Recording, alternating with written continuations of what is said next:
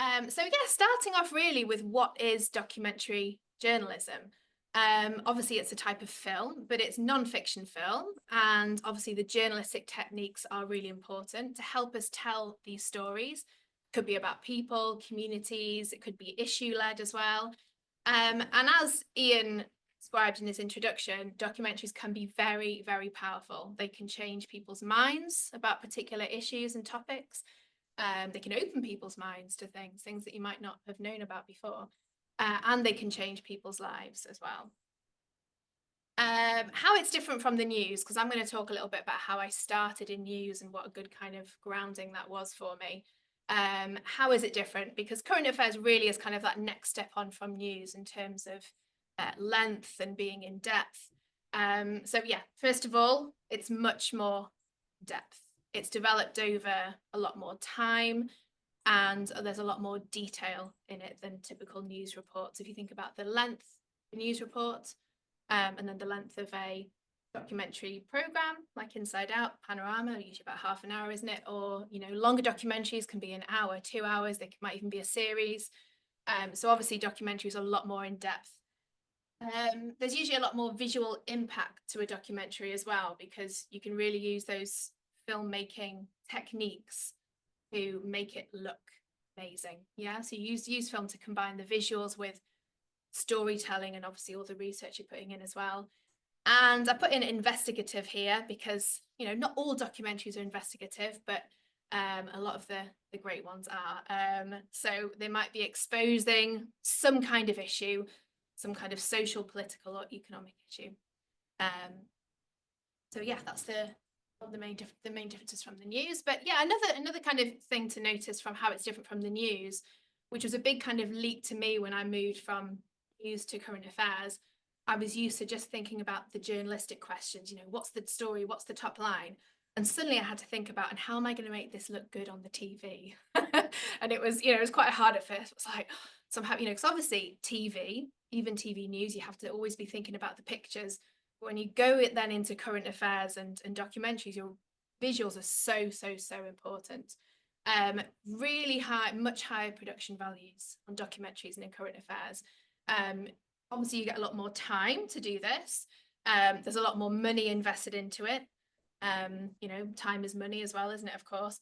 And you need a lot more patience. That was another kind of big difference from going from current affairs, from news, sorry, to current affairs.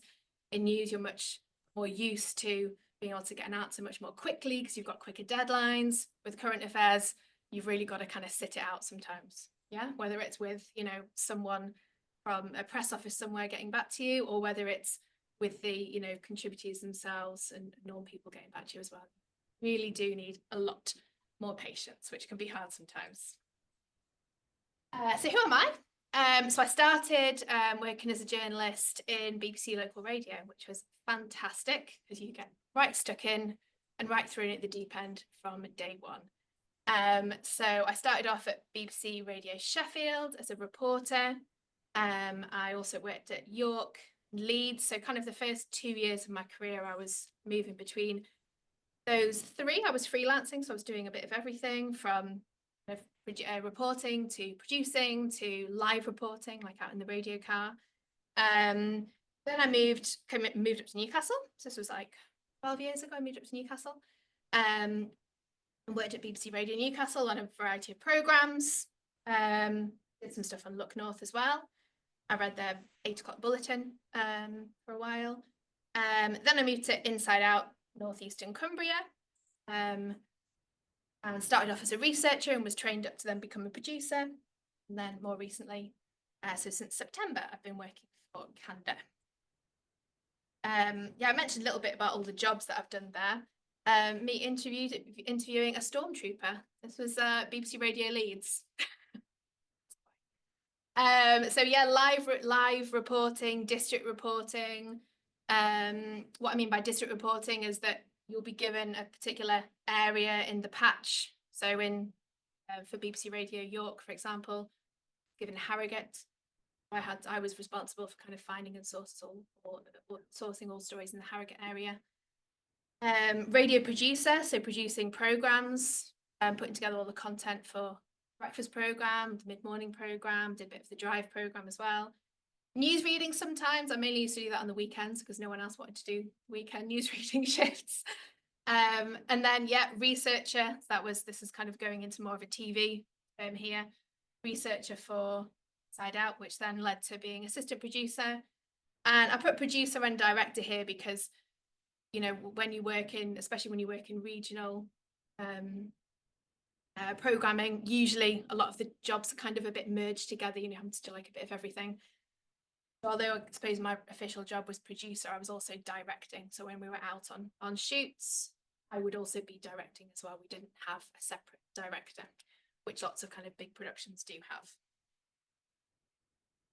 Just want to talk about Inside Out because Inside Out does not exist anymore, sadly. And so lots of people here or anyone online might not have heard of Inside Out or might not know it. So it hasn't been around for a few years now. It was an award-winning regional current affairs program. Ran for 18 years. So when I say regional current affairs program, so I worked for the Northeastern Cumbria branch of it, but there were several others across the country as well. So it was on BBC One Monday nights at 7:30. Ran for 18 years and presented by Chris Jackson for all these years as well. Each episode was 30 minutes and usually, not always, involved 3 pieces. In general, the pieces were about 10 minutes. Sometimes we'd have longer pieces. Sometimes we'd run on topic for the whole half hour. But in general, it was 3 items program. But as the kind of factual programs department for the Northeastern Cumbria, we also produced 30 and 60-minute documentary films, depending on things which were going on. There were all sorts of things that we did. The main thing that I was involved in was a program called Sea Cities, BBC Two. I was the assistant producer on that. It was all about Sunderland. So it was a series across BBC Two where they focused on different coastal cities in the UK and kind of got, you know, under the into, you know, what kind of makes them tick and what the people are like and all the important industries there. So we did a 60-minute film about Sunderland, which was great. So the types of programs, types of pieces that we did, a lot of investigations, a lot of original stories. Sometimes we also used to get stories sent in to us as well. You know, used to get emails from viewers with kind of ideas of things that we should be looking into. High impact stories. You know, we often our stories would get elsewhere, you know, in the national papers, on other programs as well. We were good at doing slice of life type programs as well. I did a really fun film once about a sheep farmer, and we were just, you know, she wasn't, you know, born into the farming world. She married a farmer. She used to kind of work in like the big corporate world, and she started kind of blogging and then eventually writing a book about her experience of becoming a sheep farmer from not having had any experience at all. She's very funny.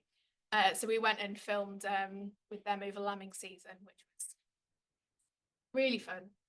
And yeah, a big thing that we did as well was reflect lives of underserved audiences. So people who wouldn't usually get a voice on the TV or on the BBC, to make sure that we reflected all people from all different backgrounds. So I mentioned some of the jobs that I've done in radio and TV, but what kind of roles are there in documentaries? Because it's not, there isn't just one role, there are loads of different things which are involved, especially when we get into big companies and big productions. So yeah, most big productions will have a researcher, a producer. Producer's the person who I suppose puts it all together, decides what it's going to look like at the end. Director, so that's more to do with the visuals and the logistics of directing people when you're on a shoot, making sure that everything looks right. Camera operator. So obviously on a filming day, you'll have at least one camera operator. Sometimes the camera operator is also called a DOP, director of photography, especially if it's that same camera operator for the whole production. We'll have more of a director role in what the whole film looks like. camera assistants. So you might have a camera assistant there as well. They might also do some filming. There might be like a second or third camera as well. Sound recorders. So sometimes the camera operators will be doing their own sound, but sometimes they won't. There will be a sound recordist solely responsible for that. Production manager, someone who's more kind of like office based, who is sorting out, making sure that everything kind of ticks over and you've got all the right forms in place and locations and logistics, all the logistics that come with having to make a film, budgets, all that kind of thing as well. And then of course at the end you've got to edit it to make it into a beautiful film. So the editor kind of comes in a little bit further down the line, and edits, of course, can sometimes take months and months to get right. So there are so many different jobs, roles in documentaries. Who makes documentaries? Obviously the main broadcasters, like the BBC, ITV, Channel 4, Channel 5. But more and more we're seeing documentaries on streaming platforms, aren't we, like Netflix, and of course YouTube. There are so many different broadcasters who make documentaries. But then of course there are production companies. So the production companies, so a documentary that you see on the BBC might not actually have been made by the BBC. It might have been made by an external production company and they've commissioned, so Candour Productions, that's the company who I'm working for at the moment. So Candour were commissioned by Channel 4 to make the documentary that I'm working on. We've just got a selection of production companies in the north. Northern Child, it's a sister company of Middle Child, based in Brighton, but Northern Child, they've got an office in Gateshead. 2603, they're also based in Gateshead. Signpost Productions, that's linked with ITV, so in Gateshead office. Wander's a company that I've been following loads recently. They did a great documentary recently about a couple going hiking in the lakes, like really, I say hiking, that probably doesn't do it justice, really extreme climbing, basically. Wander's based in Middlesbrough, and they do some great stuff. Meerkat Films, True North, Candle and Bell, so all kind of northern based, northeast-based production companies. Types of documentary journalism. So I'm trying to kind of give you an idea of all the different types here. So talked about investigations. So investigations are obviously ones that are exposing some kind of something hidden as well. So the main two series that I'm sure everyone will have heard of is BBC Panorama and Dispatches. I was just going to click on this now just to give you an idea of all the different types of things that Panorama do. So I don't know if anyone's seen any of these recent ones. Truth about smart meters, recent kind of consumer-led investigation. It might be ones which are a bit more tagged to recent news stories, kind of getting a bit more under the skin of them. So Lucy Letby, nurse who was convicted and answered questions, Trump a second chance. So all sorts of stuff, from kind of really original investigations to kind of let's take a wider look or a more in-depth look at something that we already know about. So yeah, all sorts of stuff. See here the real range of subjects that Panorama covers. Let's go away from that now. Observational, or people like to call fly on the wall documentaries as well. And there's some brilliant fly on the wall series. Just a few in pictures here. That first one, that first picture, what that documentary series is. Ambulance. So Ambulance had many series so far, but the picture of this one's actually the one that was set in Tyneside. So I included that one, like a bit of Angel in the North in the background there. 24 Hours in Police Custody, that's another great one. And then, yeah, one which hasn't been around for a little while now, but it's a bit of a classic. One Born Every Minute. They're called The Midwife then. Goodness me, it's not called The Midwife. One Born Every Minute. So just to give you an idea of it, so I think Ambulance is just a brilliant series. This is just a trailer, just to give a little flavour of it. Ambulance service, is the patient breathing? I think she's in labour. No. She's coming. Is the cord around the baby's neck? Yes. Right, I need you to gently unwrap it. Do not pull or damage that cord. Is that the baby crying? Yeah. Aww.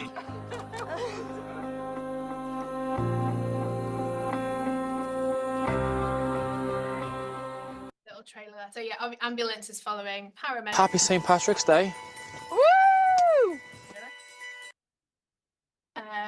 And yeah, each series is based around a different. Yeah, that was the area where that was the series which was based along Tyneside. Participatory and presenter-led. So two very famous documentary presenters here. We've got Stacey Dooley and Louis Theroux. Both have done loads of stuff, and this is not just kind of like UK-based documentaries. They've done stuff all over the world and some really, really in-depth stuff. And it's quite a different style of documentary when you've got a presenter leading them, as we'll see a little example in a minute. So yeah, Louis Theroux, who is he? If we're not sure who he is, so award-winning British-American documentary presenter and producer, and yeah, I'd say he's known for his quirky style of interview. Yeah, very informal, quirky style of interview. But he tackles some very, very difficult themes. Let's do some light themes and some light interviews as well. I think the recent kind of series he's done was all kind of interviews with individual, famous people, which were really good, but he's done some really dark things as well. So I'm just gonna give you a little flavour of this.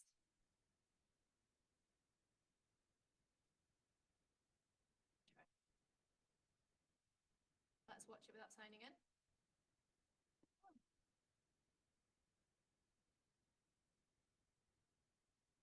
Is there a sign in already on here? Quiet. Never mind. We can try and come back to that later.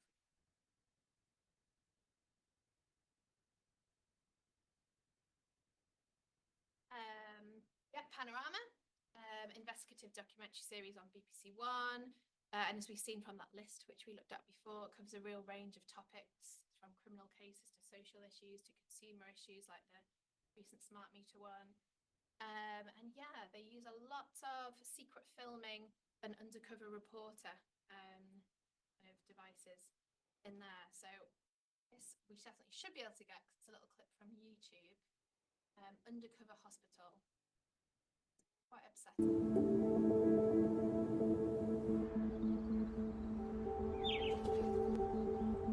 It feels like the walls are closing in, my chest is closing in on me. I feel stuck, I don't know what to do. Vulnerable patients are being put at risk in one of the UK's biggest mental health hospitals.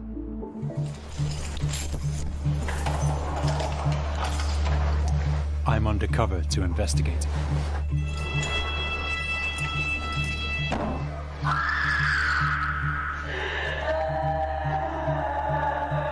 What's going on at this hospital, by and large, isn't working for the patients and is often actively cruel.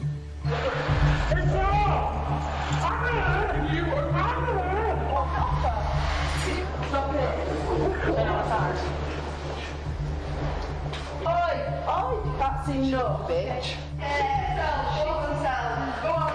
Keep going. Go on. We need more people for the lights. Families find out how their loved ones are really being treated. I can't watch that. Sorry. Yeah. They need sacking. They actually need sacking. I'll see you in a bit. Have a nap. No. This place made me worse. You can see here that Panorama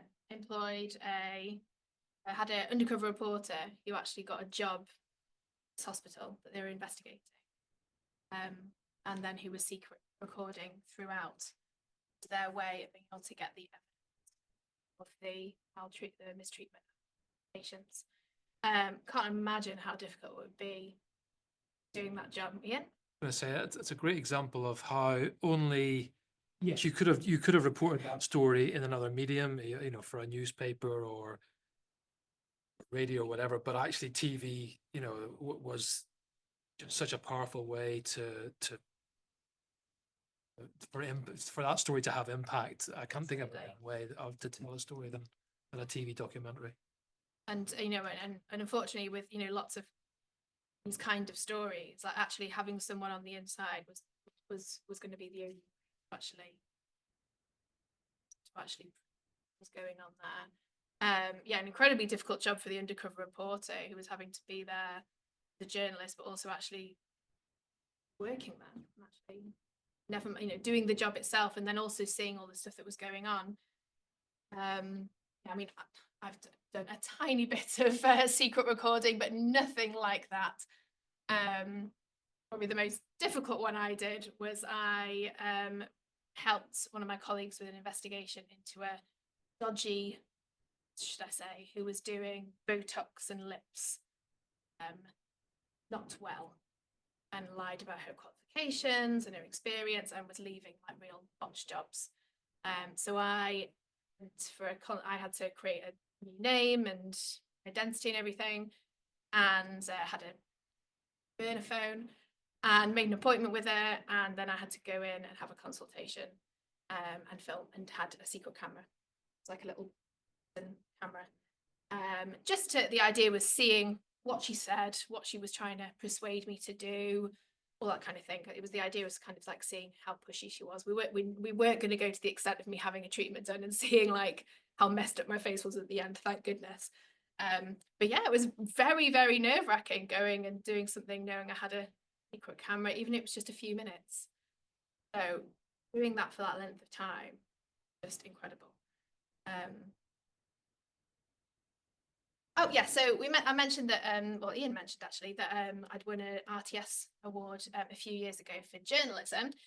So I thought I would go through some of the three kind of main films which were featured on the kind of the portfolio that I put forward for the award, just to talk about where the story came from, obviously what the story was, but where the idea came from and how it got there. Okay, and with a couple of them, we're going to show part of it as well. So knife crime. So this is an issue led, yeah, the issue of knife crime. Knife crime was very much on the rise at the time that I was wanting to do this film. There were all sorts of like things going on in the news, kept hearing more about it. There was the Knife Angel, which had arrived in Middlesbrough, which was kind of there to raise awareness. I think fairly recently there'd been a couple of incidents in Newcastle, and I just thought this is something that I'd really like to kind of try, an issue I'd really like to try to get under the skin of. But to do so, first of all, I needed to find the right presenter like this, to be able to do this subject justice. I think having a presenter really helps to bring out particularly emotion in interviewees as well. If you've got someone who they're more interacting with, you can show that on screen as well, because obviously if me as a producer, I'm just doing the interviews and we're using clips from people, then we're just using the voice of the person, we're not using me, so sometimes that doesn't quite work. And yes, and I found Alberto Dumba, who we'll see in a minute, who's also known as ASAP, who was a student and kind of dabbled in some acting, and he found out about him on social media. He had left Newcastle, moved to Teesside to study, and said, as we'll see at the beginning of the film, that he decided to leave Newcastle because so many of his friends were getting involved in knife crime in general. He didn't really feel safe anymore. So with him being a bit of a budding actor presenter and having his own experience, he'd be the perfect person to bring in. So basically the film kind of evolved once I'd kind of met him and got him on board, and then we found loads of other areas that we could explore. So he brought his own experience, but he also brought his own contacts and ideas as well. So we just had to manage really carefully. It was a really challenging topic, of course, and also it was difficult because it was involving a lot of young people as well. Difficult getting people to talk on camera. And there was also an anonymous interview in there as well, which we'll see towards the end. I think it'll be obvious why it was an honest interview once we have a look at it. So let's have a look.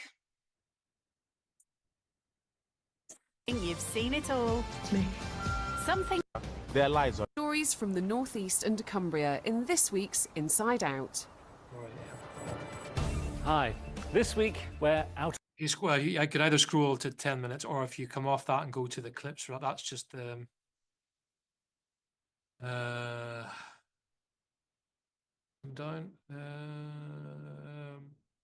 Top. Sorry, my BOB.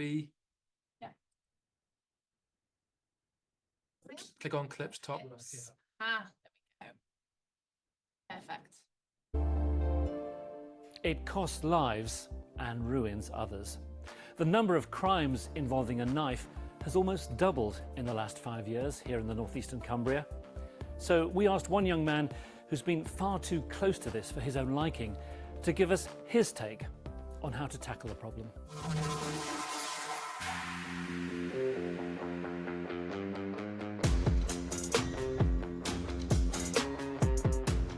Hi, I'm Alberto.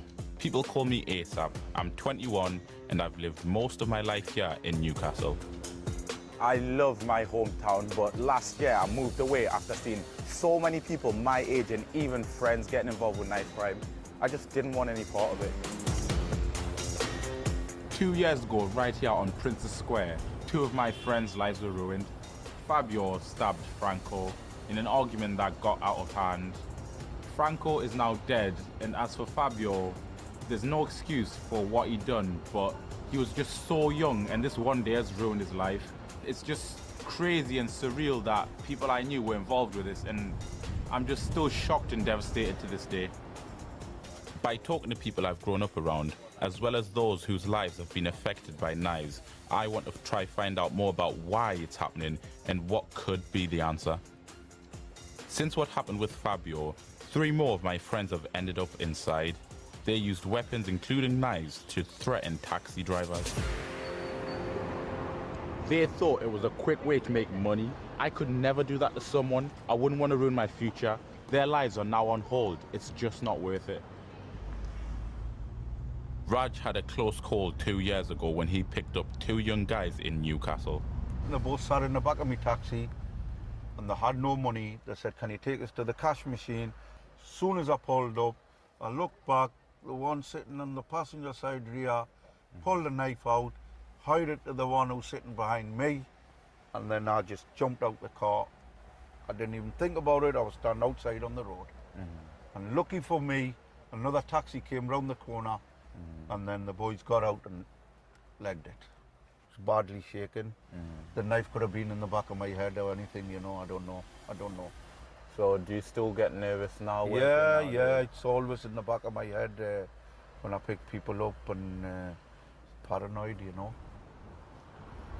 Obviously I feel disgusted, and Raj wasn't even stabbed or anything, but just the thought of him having a knife pulled up on him has ruined his life. It made him stay off work, and he has a family to feed, and it just shows the ongoing effects just simply carrying a knife can have.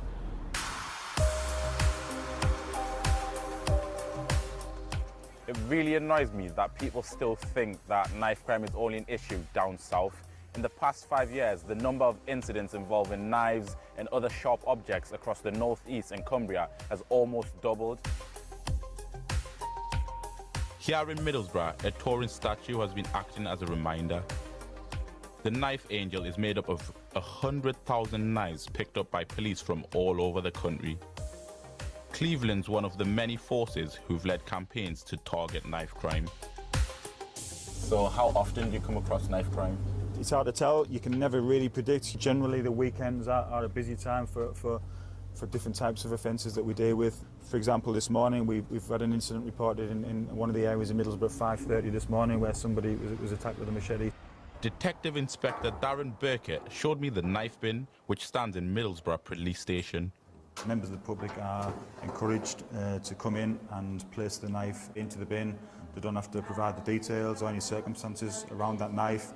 The aim of this knife amnesty is to get knives off the street into the police's possession, and where they can't be used to harm to anybody in the future.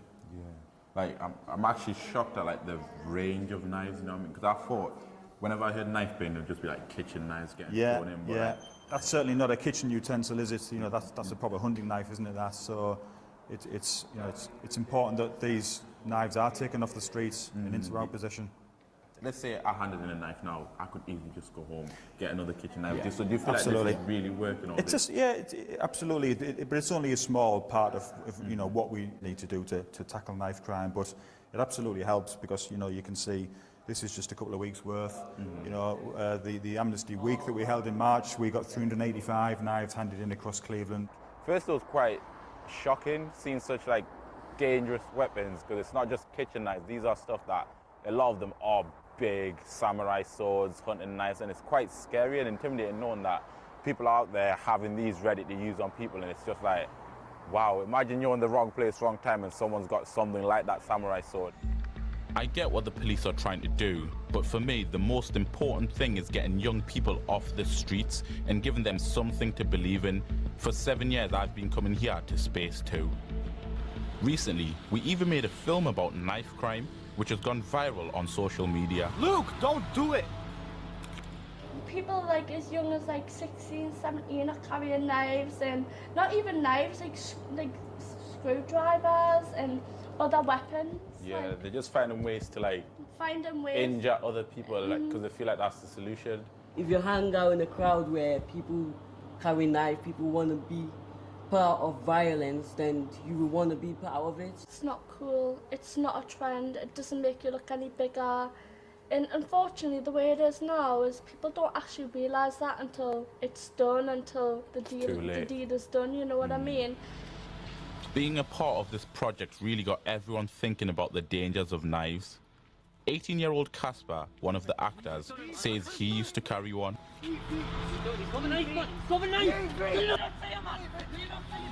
Luke, watch it!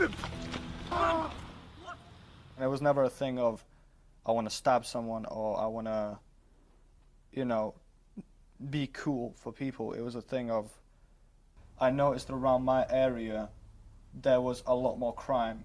What if I'm walking down to the shop with my family and someone tries to legislate, rob my dad with a knife and he gets stabbed?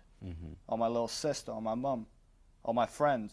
But Casper dropped his knife when we started making this film. I kind of realized that, like, I'm only becoming more of the problem. I'm becoming another kid with a knife in my hand. Someone can kill you with a knife. You can die, your family, career, job. It's not worth it. Not everyone's mind can be changed when it comes to knives. Matthew, not his real name, says he's been carrying a knife for 2 years and he's only 17. What situations have you been, or when would you feel like you need to use a knife? Just if they come to me and they've got one, then I'm going to use one. But if they hurt me, then I'm going to get them. It's just back and forth trouble, really. Do you feel like going to jail or like all the deterrence the police have put out there is going to make you stop? Or Nah, not really. Not really? So do you feel like you and knives and like your future of them, is it going to stay the same? It's just always going to be the same. I'm not going to stop. So what would it take to like change you to stop carrying knives or stop using it? Nothing's going to change it, really. Do you not feel like it's quite dangerous? It can lead to people dying? It can, but obviously that's just circumstances. If it happens, it happens. It's just really war. Like, it's like being in the army. You could die, or they could die. It's quite scary that there's people out there going through this. It's part of their lives to be in that danger, you know what I mean? We're here to live, not to die. And a lot of these guys are now surviving. It's no longer living, it's surviving. And something needs to be done, and urgently. Because if young kids are getting to this mindset at such a young age, it's scary, you know what I mean? Like, I just don't know how people can get to that state of mind. Like, wow. Hearing stories like Matthew's, I know I made the right decision moving away. But we have to do more to show others that, like me, they do have a choice and they don't have to get caught up in the world of gangs and knives. It's important that the police keep pushing and doing their bit. But I think unless young people are given hope that there's something better out there for them and that their lives do matter, I just feel like we'll be fighting a losing battle.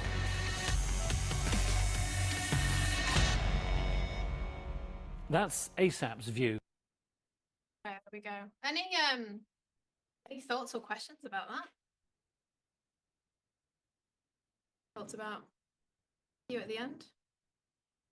So Alberto, he was the lead.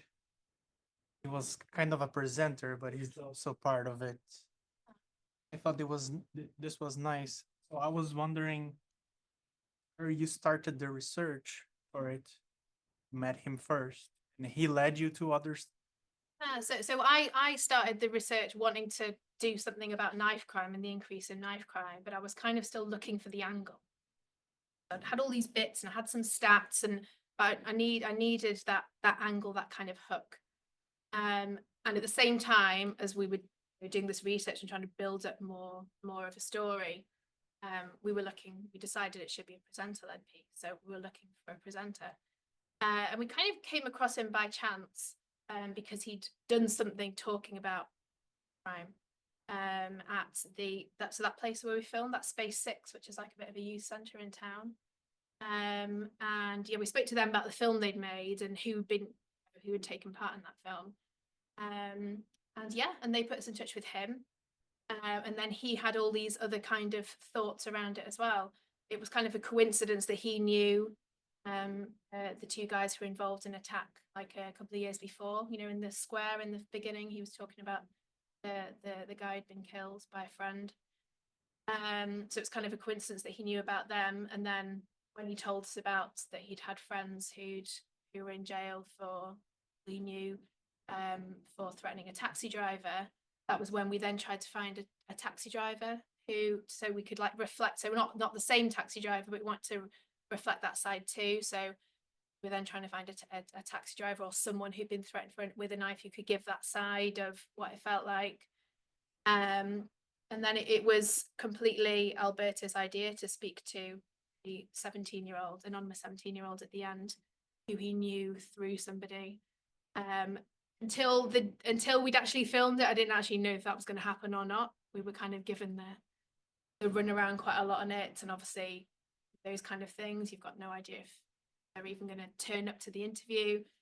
And yeah, it was a very different type of interview. Usually I'm in touch with the contributor all the time, and and we have to go through like certain levels of kind of consent with filming them. But because we decided this was going to be a completely anonymous interview, was someone who was through ASAP, we just had to do it in a completely different way, and obviously gave him this full level of anonymity. So not only not filming his face, but not using his voice either.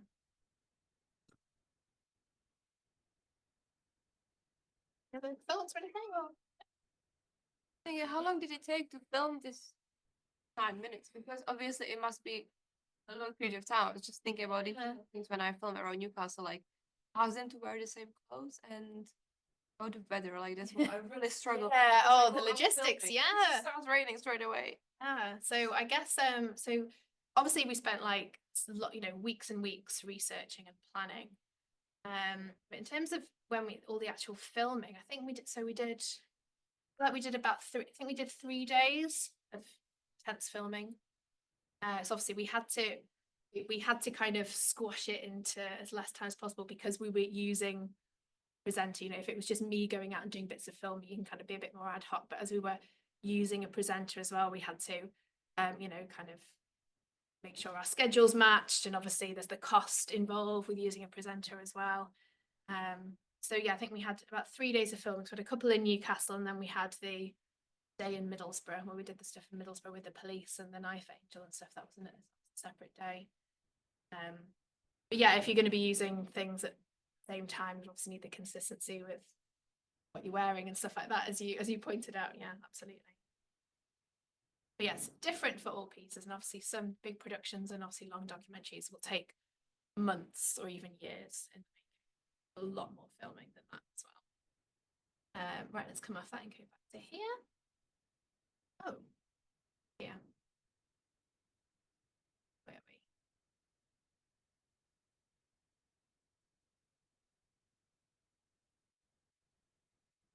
we? Okay, so it's another of the pieces which was in that portfolio that I was mentioning, all about essay mills, or so-called essay mills, essay writing services. So an interesting one for a university as well. Obviously, I had to speak to a lot of universities for this one. This is another one which was kind of like issue-led for me. It was one of these ones where I find out that it's going on because someone's chatting to me about it, and I know hearing that it's an issue, but I don't really know anything about it. I don't know the extent that happens, and it's kind of like, I wonder if this is a big problem here, or I wonder if this is a big problem in general. You know, I've heard little snippets of that this maybe does go on, but let's see if it really is a problem or not. So for this, I did a lot of online trawling, mainly social media. So obviously looking at all these websites and all the different forms, how they present themselves, how they sell themselves, what kind of, you know, the small print is and all that kind of thing, how they get away with it, basically. Yeah. Look into a lot of reports about, you know, students cheating, anyone who's spoken out about it, looking at different bodies who'd spoken out about it. And then, yeah, using social media to find people who've either used them or who have worked for them. Yeah, the really important thing was trying to find somebody who could give me a bit of the inside track on this. I was just talking about as an issue as a whole and not kind of having someone on the inside somewhere. Wouldn't really have learned much. Wouldn't have been an investigation. So I needed to find somebody who could give me the inside track and then find a way that we could tell their story. So again, this one had to be completely anonymous, as you'll see. And then, yes, trying to find out, like, does it happen here? How can we find out? And then how can we do this? So for this one, we used secret filming and we did an anonymous interview. Not in the same way that with Matthew and the one before, but using an actor. Because we thought that that would make the story come to life a bit more. Yeah? Use an actor to voice their words. Okay. Right, let's try and, hang on, I'm going to go back again.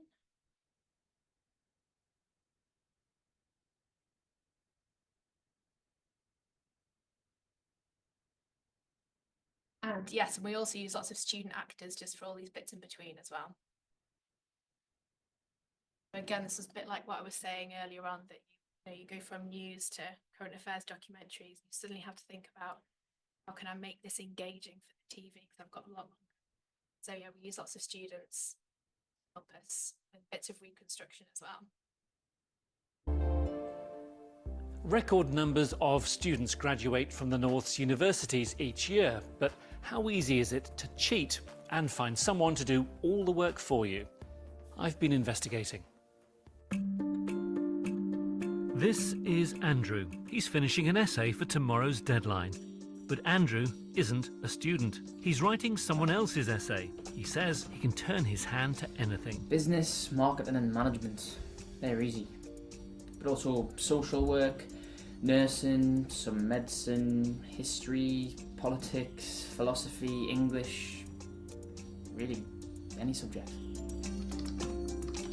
Andrew works for an essay writing service.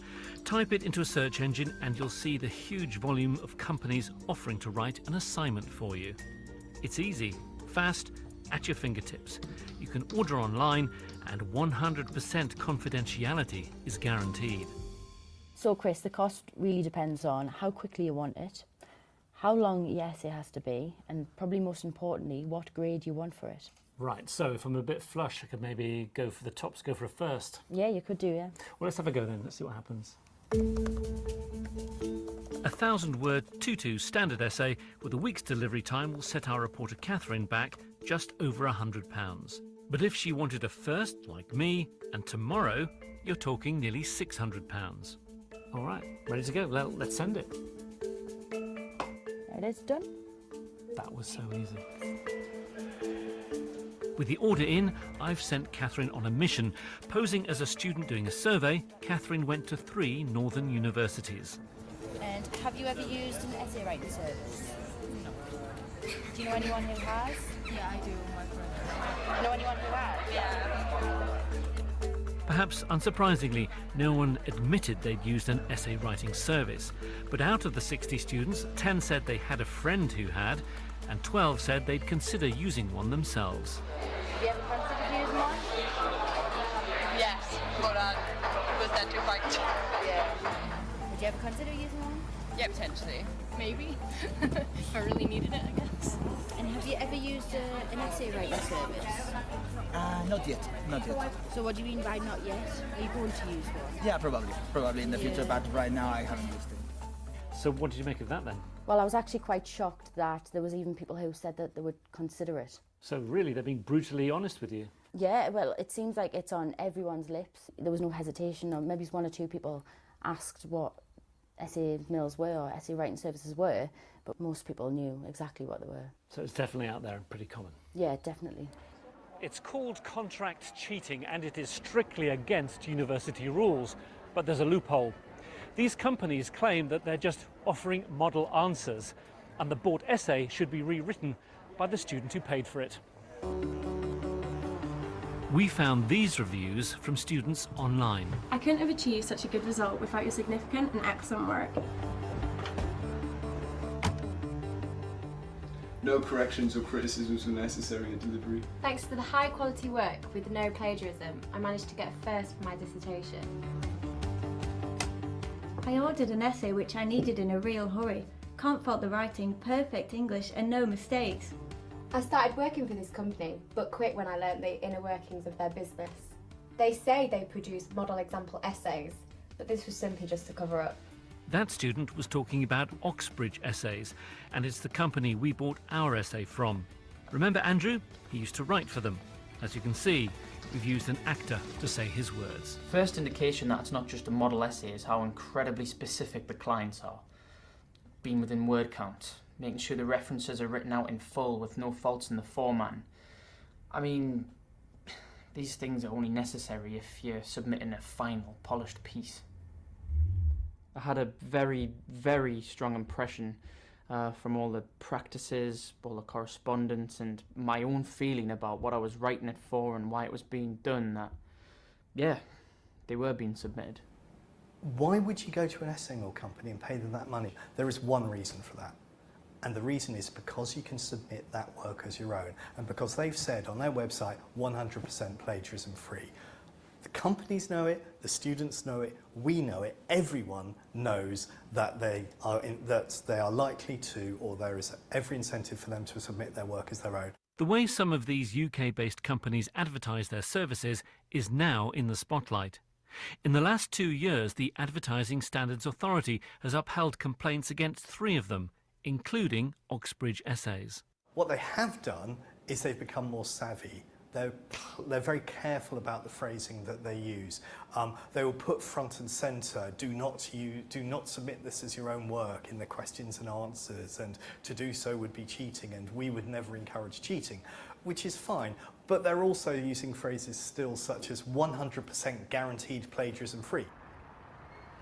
So, how common is it for students to get caught cheating in this way? And how easy is it to get away with it? Dr. Neil Alderman says he's caught a number of students contract cheating, but it's hard to prove. Over the years, I have developed a degree of experience in being able to identify the kinds of things which suggest that a piece of work is not that of the student, that it may have come from an essay mill. But there is always that element of uncertainty, so it can be very difficult to convince others that there is a watertight case. Especially for Chinese students, we all use WeChat. Hui Zhao from China runs a tutoring service for international students. She says some of her students have used essay mills in the past. Some students come to me is because they feel regret buying that kind of service. It's interesting that although it's cheating and you don't like it, No. you do seem to have some sympathy for people who are tempted. The big pressure is for the family. So they fail to get a degree and then go back to China. It's a big shame for the family. So really, if you're coming here, certainly as a Chinese student, you need to get that qualification. Yes. The tuition fee now is around 22k to 25k. Even some university charge 30k. That's very expensive. But whatever the reason for using an essay writing service, the current push to criminalise it isn't targeting students. We want to criminalise companies that make their living, that make a profit out of vulnerable students who are buying their work and who are submitting that work as their own. This is not to say the student is innocent of any wrongdoing. They are cheating, and they are likely to face sanction from their institution if caught cheating, but that's not the role of the criminal law. So, Catherine, I hear it's arrived. It has, Chris, and it's on time. Let's have a Deckers. So what do we think? Well, I've had a quick look over it. It's within word count. From what I can see, there's no spelling mistakes, so it all looks pretty legit. And there are the references on the bottom there as well. So realistically, this is exactly what we asked for. Yeah. So what did our academic think of our bought essay? You'd probably catch me out, do you think, if I tried to submit this to you? Very difficult to say, very difficult to say. If someone's tempted by this, what's your message? My message has to be resist that temptation. If you're caught contract cheating, the likelihood is that you will leave with nothing. You're booted out. Expulsion, yeah, is the ultimate sanction. We wanted to talk to Oxbridge Essays. Instead, the company sent us a statement via its lawyers. It said the purpose of the model assignments is explicitly clear to its customers from the outset. It says students are paired with expert academics in the subject area, providing material the student can use as a springboard for their own research. Warnings to students not to submit model assignments as their own work are frequently set out on its website, including in the terms and conditions. Oxbridge Essays says it prides itself on offering excellent value, study guidance and support to ambitious students. Ambitious or not, if you're struggling academically or simply want more time for the real student experience, the experts say buying your way to a degree isn't the answer. The buying and selling of essays might not yet be against the law, but submitting an essay you didn't write yourself could certainly ruin your future. Now, if any of that strikes a chord, then please do get in touch. You can message me. Horrible, the student stereotypes in that one as well. Baked beans, pizzas, in bed. So yeah, so you can see in that one, we used some undercover filming. We thought that's the only way we're going to be able to find out how much this happens. I wasn't getting anywhere with trying to talk to people online, you know, getting people to admit to using them. I thought, right, let's do some undercover filming at universities. There was just one undercover reporter who appeared on screen. So she was a young reporter who'd recently joined the radio, actually, Radio Newcastle. I thought we need someone young who looks like a student. She had another young reporter went with us. There were actually two of them there together, but it obviously didn't make sense in the storytelling to have two of them there. But obviously, you know, I felt like they were safer, you know, being the two of them together. It meant that one of them could concentrate on making sure the camera was pointing in the right way, and the other one could concentrate on asking the questions and engaging with the students. That's quite a lot to kind of do yourself. Also just gave them a bit more confidence, like going together as well. And yes, so the former writer for the essay writing service, who I found online, agreed to share their experience with me, but absolutely did not want to do anything on camera or give their name or their location or anything. So I basically recorded an interview with them, just an audio interview, which then I used to get, you know, the best kind of quotes and things, the best information. And then we employed an actor to voice their words. So yeah, any thoughts or questions about that one? A bit too close to home, maybe here at the university, I don't know.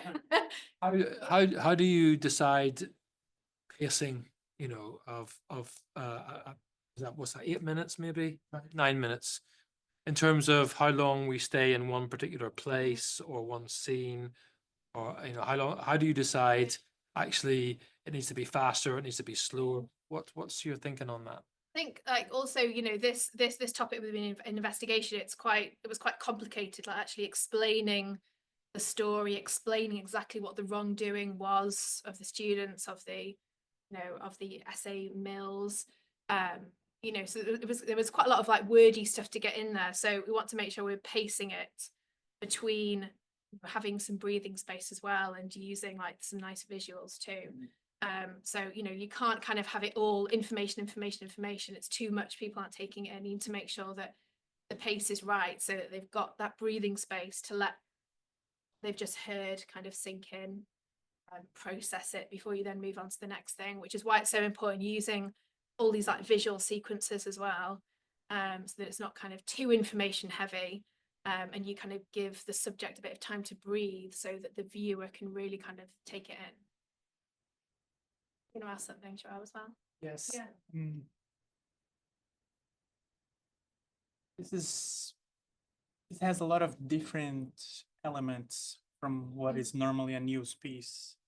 Like you have the hidden camera bit, you have the fictional bit. Was wondering. It's a bit like the actor, or you mean like the reconstruction students? Yeah, yeah. It is really soft. You're not like blaming the students and all, and you made it very clear. I like that. I preferred the first clip from with Alberto. Like if you had a student telling his story or her story, it will be all as nice as the first one. I prefer the first one. Yeah. But this one is really good. And I was thinking. Do you think we would ever found someone who come on camera and say, No, I used to buy essays? no, because they have a lot of privileges to throw away, like if they admit on camera. Exactly. So it's really tricky. Yeah. But I was wondering, you have a crew that does stuff like that, and you added a few different things. You already answered a bit about how you had to prepare differently for the secret camera, but I was wondering about the fictional bits. Because we try to do something like this when we create university content. It is tricky because universities are really used to be talking to the camera content. The academics are really used to talking to the camera content. I tried a bit, but how do you manage to put it in the fiction in a production crew that is more used to doing other stuff? Well, I think with the, so all what I was trying to reflect with the bits of reconstruction, what I had to start with was literally just people's words on paper. So I had, I'd pulled words off from online reviews for all of these essay writing companies, which was the student bit, with the baked beans and all that kind of thing. So obviously you just wanted those words, we could have just put words on the screen. Or even just had an actor reading them out, but then they wouldn't have really come to life. So having some pretend students, one of the girls who did it was he was doing like a work experience. That's how I kind of met her. At the BBC with us, in a different department, kind of followed her and said, hey, fancy helping us out with something? She found a few, because obviously it was a good experience for her as well, and then she found a few friends to take part too. In terms of resources, like you're not opening a casting, you're not doing the whole production. Yeah, maybe on a big scale production, that's the kind of thing they would do. Yeah, but obviously, we had like, budget constraints and things. Like the set that you probably built for the actor who was an employee. Yes. The dark room with the computer. So we used an office in the BBC and just kind of zhuzhed it up a bit, really. Yeah, and then use lighting effects to make it look a little bit more kind of dark and yeah. But the other filming we did in one of the students' houses, a student house, and then we just we bought them pizza. Yeah, it's a little extra thank you. Yeah, you can see they all enjoyed that pizza, didn't they? Yeah. But yeah, for me it was like, we've got these words on paper, we need to bring these to life somehow, and that just seemed like the obvious way. Especially because it's just writing, students looking at a computer. I was imagining the bureau, having the fiction bit is really good. Yeah, I mean, it could have, if especially as the subject is essay writing, it could have been quite a dry piece, couldn't it? Just talking about writing and typing and words, so yeah, we needed something to make it more exciting. I guess, Emma, like we're always telling our journalism students here that the more they read, the more they watch, the more they hear of good journalism, then you get ideas about, oh, maybe we could try that thing that they did on that documentary. And and I think sometimes it's we can't expect inspiration to strike just out of nowhere, but if we watch enough good, in this case documentary journalism, then we see, right, there's a technique, perhaps we could do that, or and then you can show your colleagues if they're struggling to think outside of what they normally do, you could show them, well, look at this, maybe we could try this in a different context, but maybe we could try that, you know. Absolutely. Absolutely. Watching as many programs, as much TV, as many documentaries as possible, you know, it gives you ideas, and don't be afraid to pinch ideas from people, you know, in terms of how you're telling a story, how you're reflecting a particular person or particular issue. You know, things like opening sequences to a documentary can be really important as well. You know, it's that opening sequence that kind of really pulls you in. Yeah, that's, you know, it's the best way is to borrow ideas from other people, definitely. Okay, let's move on to, so yeah, the other piece I want to talk to you about, in terms of a complex, well, very complex investigation. This one was really difficult, and felt like when I started this one, I'd like fallen down. I was Alice, and I'd fallen down the rabbit hole. I just kept on getting bombarded with more information. Every time I found something else, a new kind of little, you know, tunnel would open, and it was just, it was absolutely crazy. But yeah, a great story.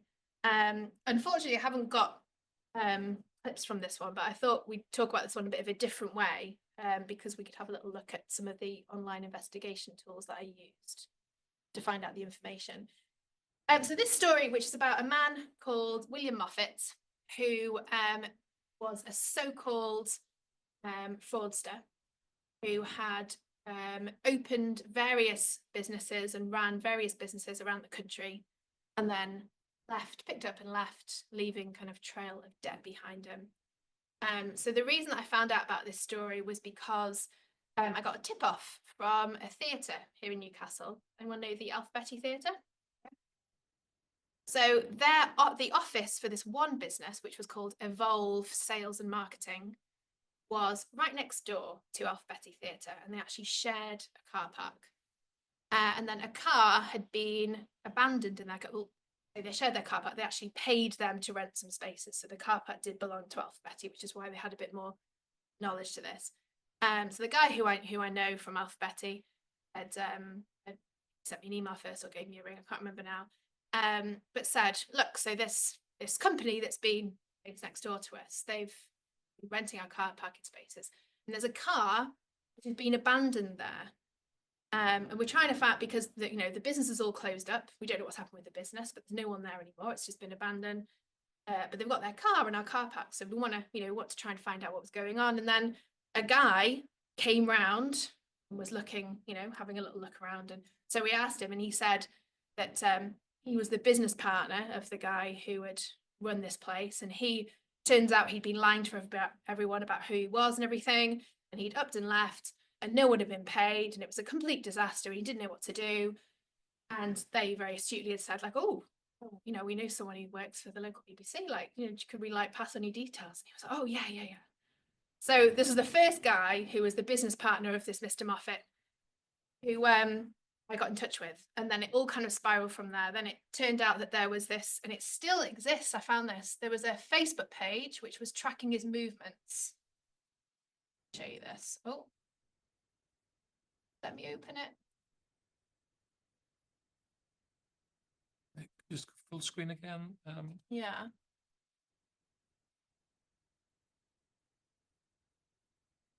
Yeah, thanks. No, it's not. Let me get it if I don't. Well, we can still see some of it. Here we go. So they led me to this Facebook page, an open Facebook page. There was also a private group where more information was shared. This is the open one, which still exists, which had photos. No, not going to let us carry on with this. Anyway, you get an idea. So it led me to this Facebook page where obviously then I could contact certain people through the Facebook page as well. I spoke to this guy, and then I started kind of really digging around all these businesses and all these so-called names that this man had, because William Moffat was not the name that he gave this man who was business partner with. He had a different name. So it was a very complex story. There were so many different business names involved. There were so many people. There were quite a few cities. He'd moved around. So mainly we concentrated on a smaller area. It was spanning over so many years. The problem with this one was that it was a really complex story, and there was so much of the story to tell, and you couldn't possibly tell it all. It was a little bit like, saying with the previous one, how, you have to really pace out those kind of really detailed facts with a bit of breathing space. This story was way too complicated to tell every single part of the story and talk about every single person who was involved and who this man impacted. So I had to kind of pick and choose, not necessarily the best bits, but the bits which most kind of represented what had happened, and also thinking about the people who would talk to me, but also all the parts of the story that we could really find evidence for and really back up. Because there was a lot of hearsay as well, a lot of things that people told me, but then they couldn't actually show me any evidence that this had happened. So, then that leads you down a difficult area as well. Yeah. So it was looking at where can we find the evidence. So from this company, the company that he'd set up in Newcastle, they kind of all folded and everybody had disappeared. I managed to get a few employees who would agree to talk on camera. His old business partner would not talk to me at all. I think because there was a bit of a question mark, as he initially thinking that people thought he was involved as well in some kind of the fraud. All these people had lost a lot of money. There were some people who invested and lost all their money. There were some people who just hadn't been paid, but still who were thousands of pounds out of pocket because they hadn't paid.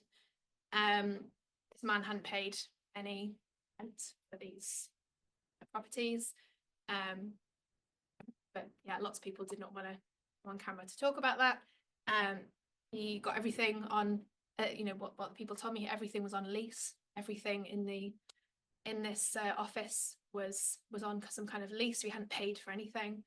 So it was amazing really how this man had built up a whole working office and business which seemed to be going quite well without having actually put any forward at all of his own, and not even using his real name. So he had set up a company. He'd opened a limited company on Company's House. He'd employed people. He'd got leases for big commercial properties using a completely fake name. So he had not had to produce a piece of ID for anything, which is just incredible when you think about it.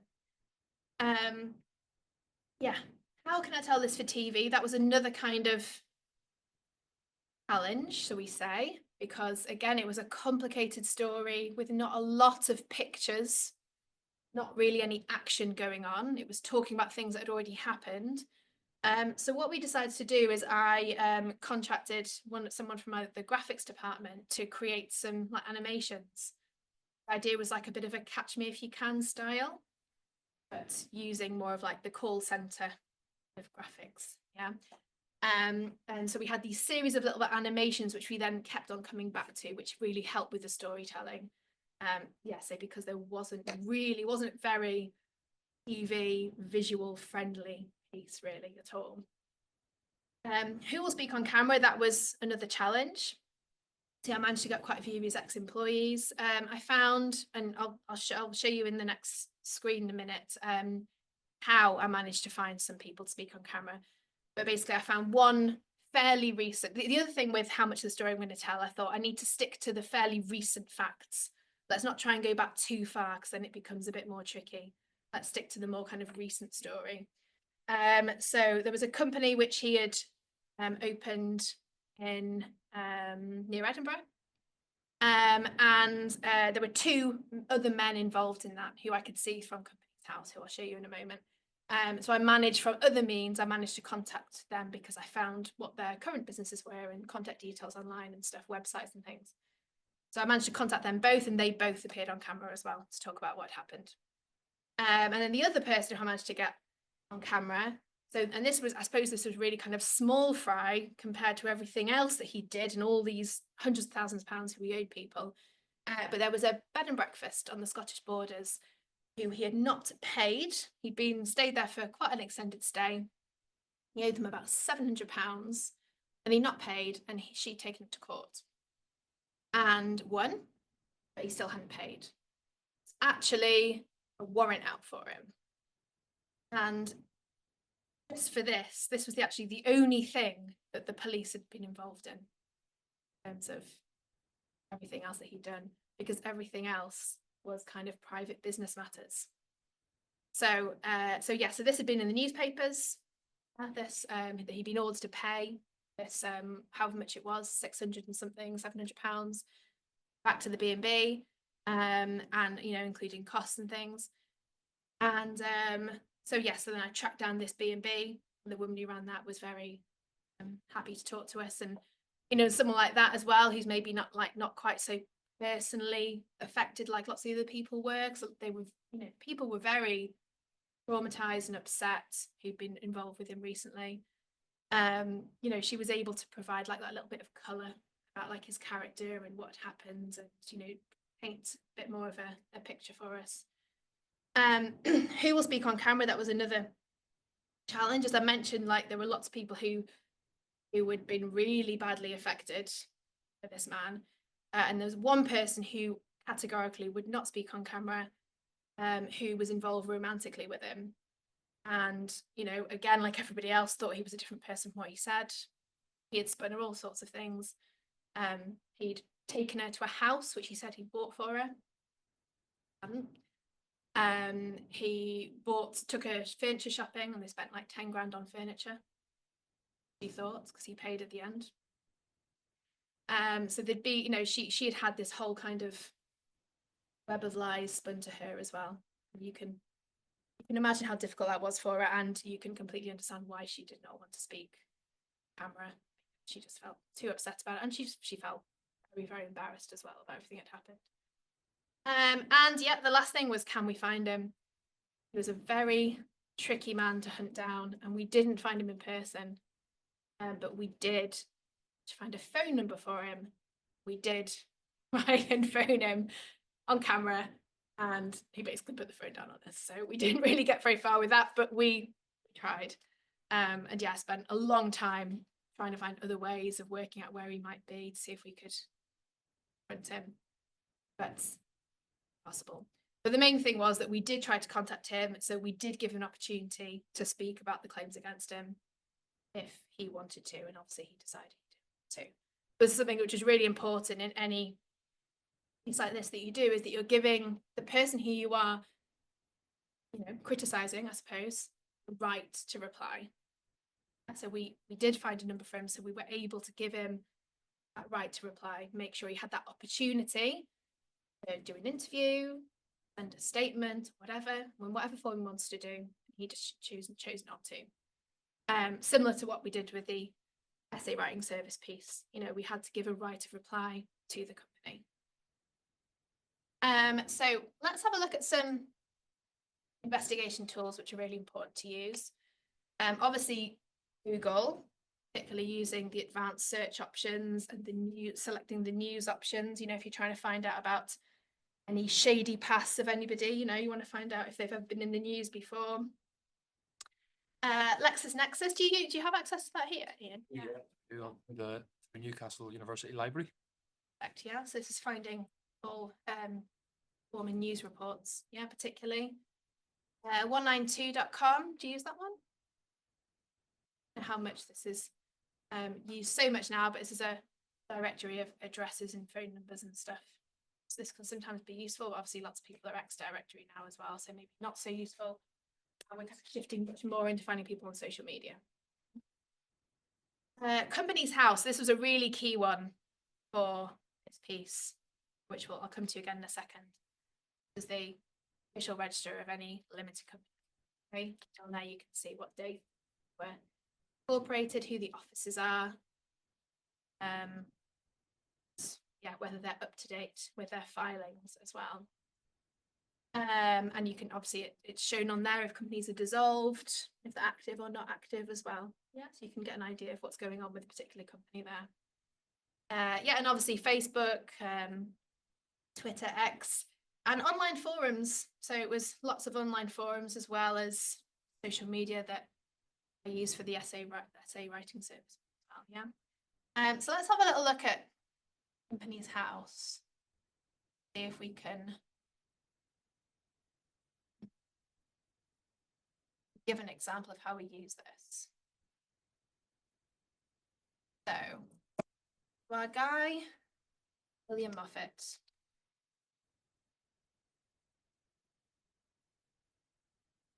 By the way, this guy has never been brought to any kind of or anything.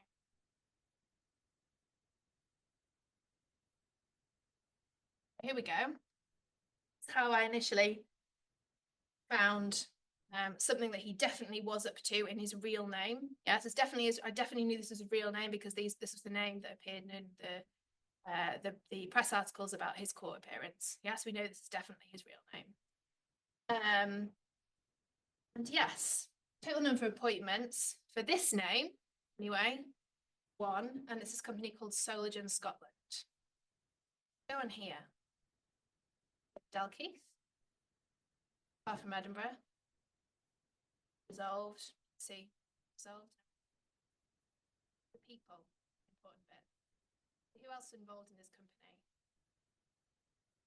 Martin Rashid Khan and James Stuart Hill. So we won't do this now, but from a bit of a Google, you can find out more about these guys. And I found out that Martin owned 2 very successful Indian restaurants near Edinburgh. So obviously, through finding that was through like a local press article about something that he'd done, you know, in the local community. So then I contacted him through his restaurant, and we went up to meet him, and we filmed in his restaurant. And he was very happy to tell us about his experience with this man and how he'd left him with loads of taken lots of money from him and totally as well. Yeah. And again, this guy as well. He ran a roofing business. So I contacted him through there, and equally, I think it was on the same trip up that way, we went and did an interview with him about his experience with Mr. Moffat as well. So this was kind of going back to the previous years before, you know, what we'd initially found out about Mr. Moffat. Let's just go back to here a second. So yeah, and that was Soligen, yeah. Evolve Sales and Marketing was the company we'd heard about in Newcastle, where he'd left the offices and abandoned his car or something.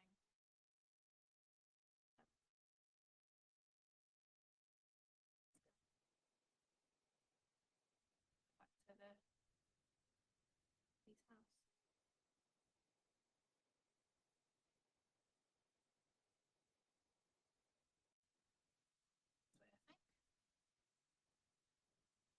So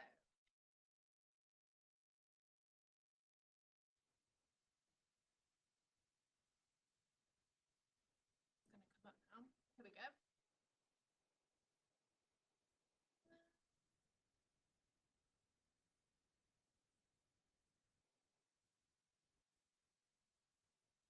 Yeah, this is the right one.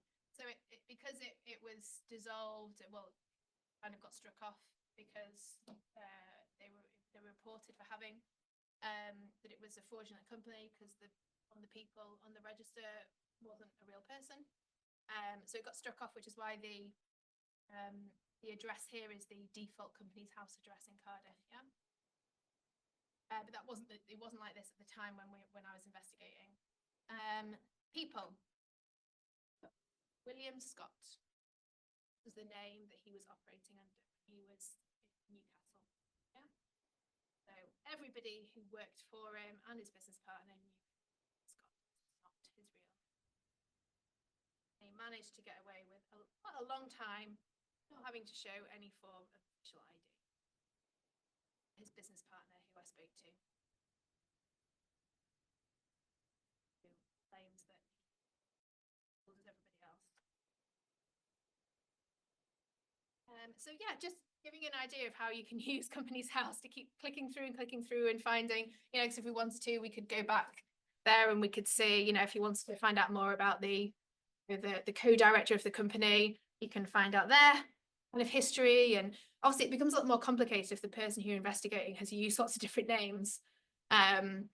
But yeah, there are ways and means. And obviously, you know, it's a lot easier investigating them to their real name. And then, yeah, if you've got something recent where you've got a lot of evidence as to prove that they've been using another name. Funnily enough, on that Facebook group, which I just kind of dug out this presentation, which I hadn't, you know, obviously I have not been following this Facebook group. I had to put this to one side. I've spent a long time investigating this man. It claims that he opened another company a couple of years ago under a different name. It claims that he was then operating as William Jones. So who knows? If anyone wants to fall down that rabbit hole and have a look for me, then. But no, I need to leave it be. Any questions about using Companies House or using any of those other investigation tools for?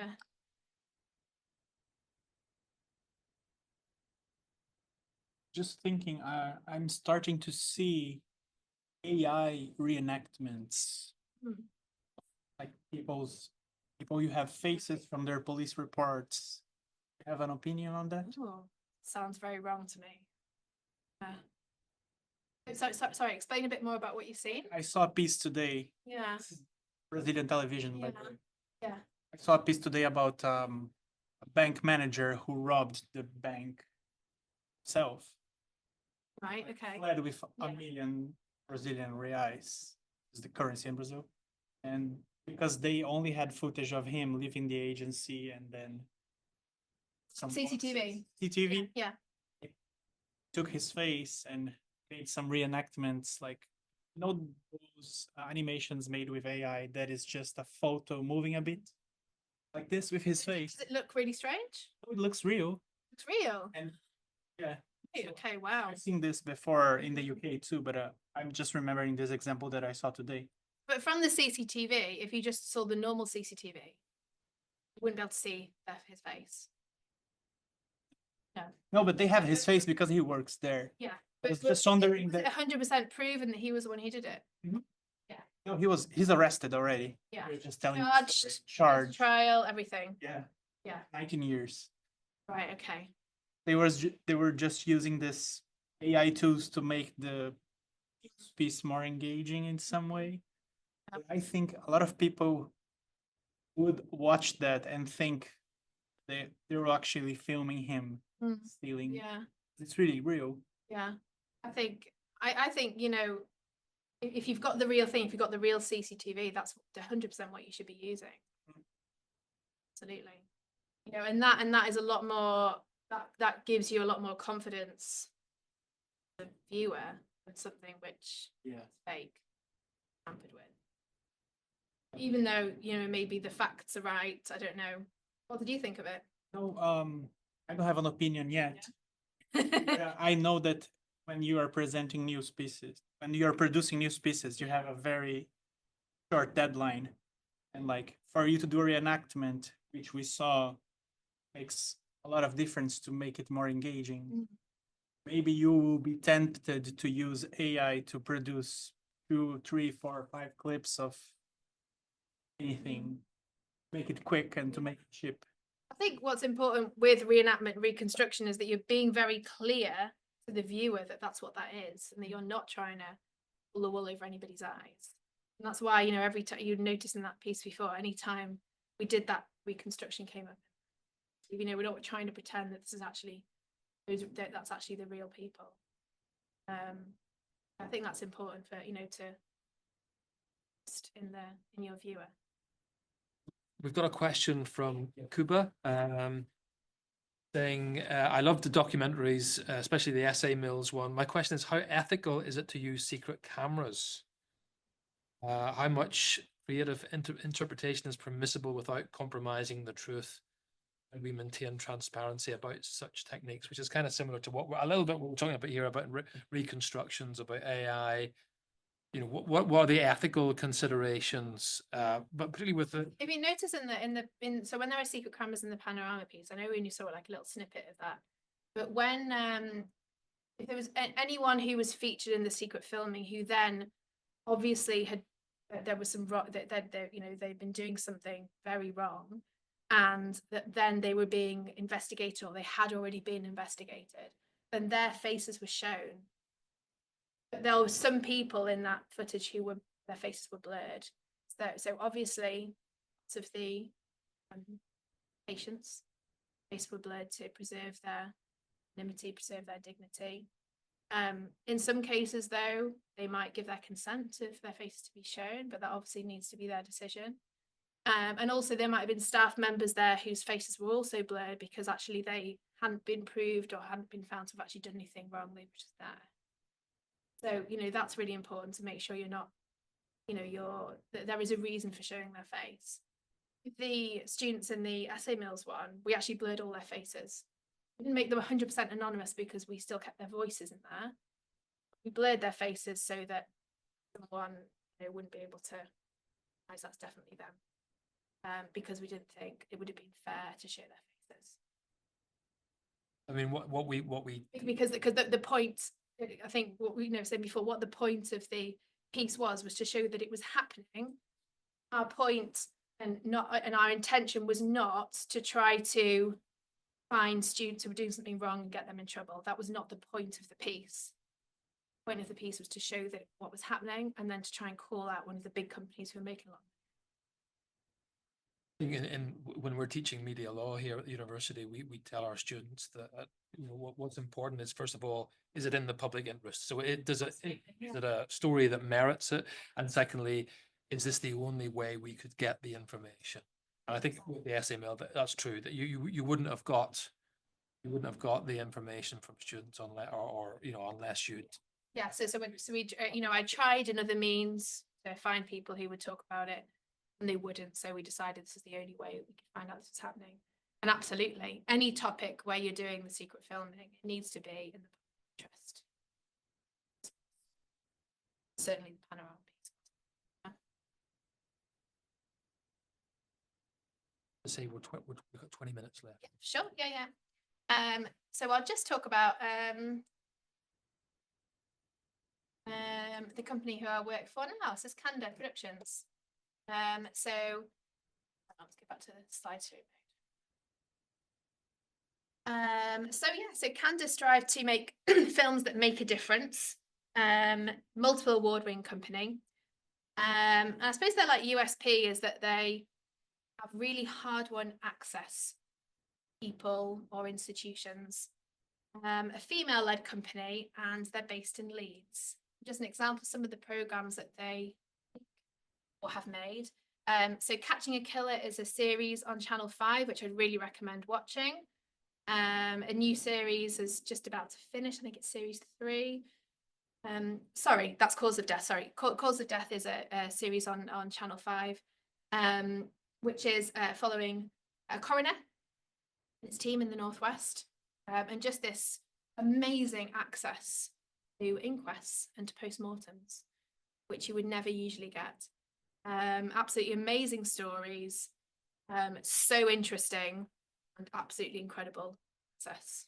I've never seen this kind of subject in such detail, kind of the behind the scenes before on TV. So yeah, Cause of Death on Channel 5. Catching a Killer. So this is on Channel 4, so you can find this on Channel 4.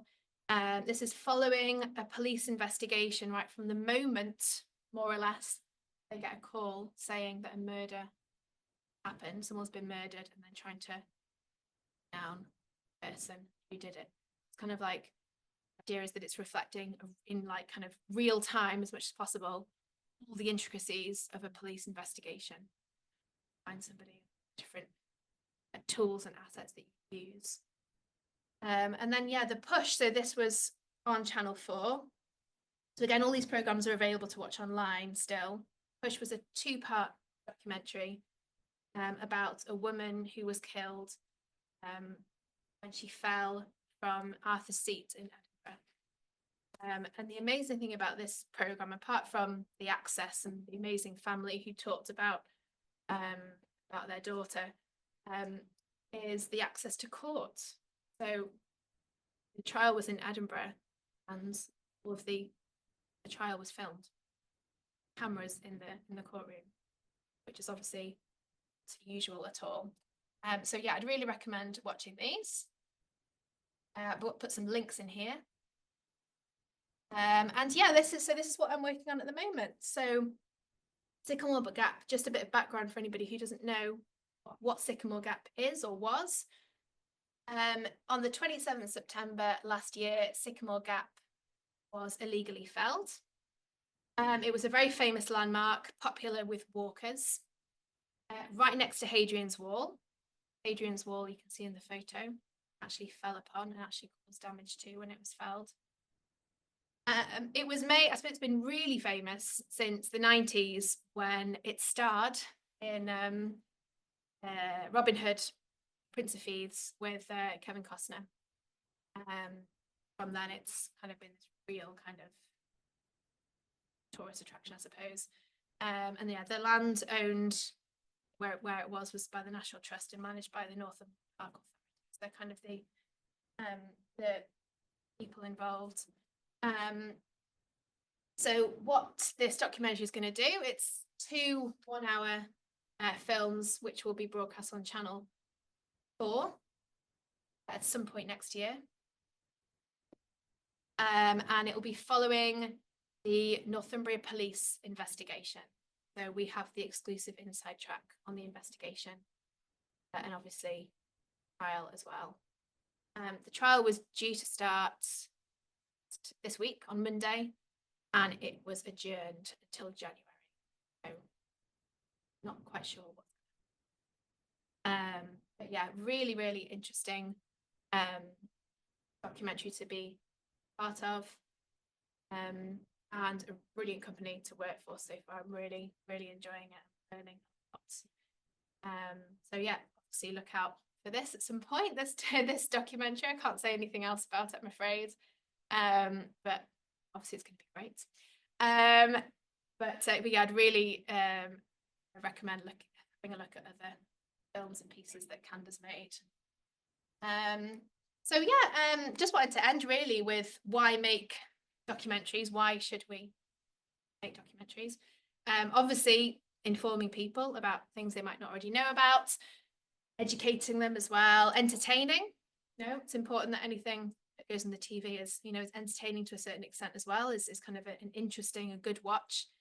Highlighting an important issue people might not know anything about, telling an important story, something that people in general might not know about, and giving someone, or maybe some people, plural, a voice where they might not have it.